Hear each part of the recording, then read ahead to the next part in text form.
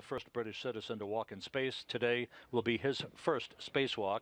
A moment of exploration history as Tim Peake prepares to venture outside the space station. Through the course of the depressurization. Weightless but jammed into a bulky spacesuit, he needs his colleagues to guide him into the airlock.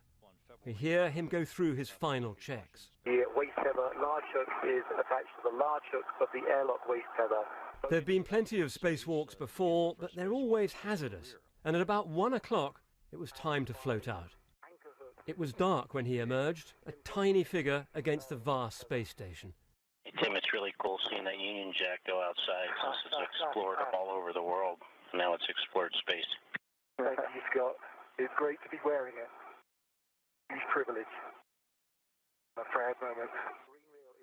Hand by hand, Tim Peake and a fellow astronaut inched along outside. Yeah, Tim, that's perfect framing right there. We like that. Filmed by his American colleague, Tim Peake is perched at the very edge of the space station, in position to help carry out a key repair job. But look how hard it is managing tools in space. This is the view from Tim Peake's own camera. Everything is weightless and wants to float away. All right, gentlemen, looking great. Glad to see you both out there together on the tip of the world.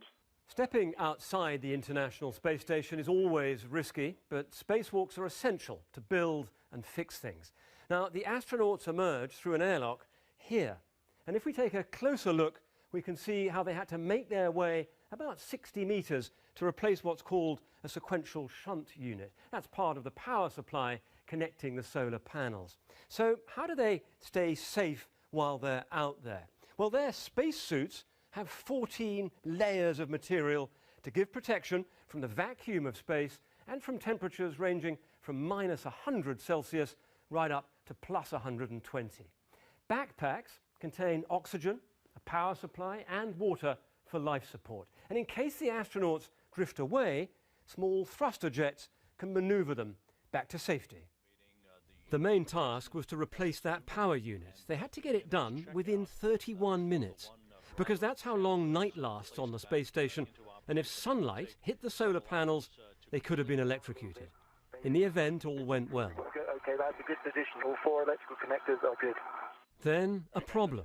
We know it's a small amount of water. If there's any way to get a temperature of the water, I don't know if you can move it around to get to that, or to try to drink it and note the taste.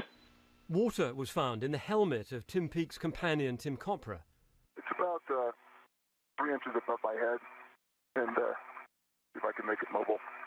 They were ordered back inside. A syringe was used to collect samples of the water.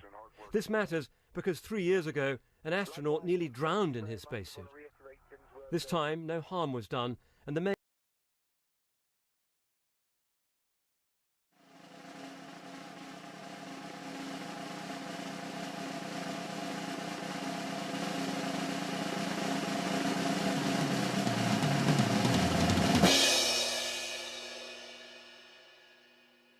to bathe alone. So I was wondering if maybe you could keep him company in the tub. Terrific. And after the bath, you have to try and study hard. Because if you want to be a member of the scuba squad, you have to be smart. I could be in the scuba squad?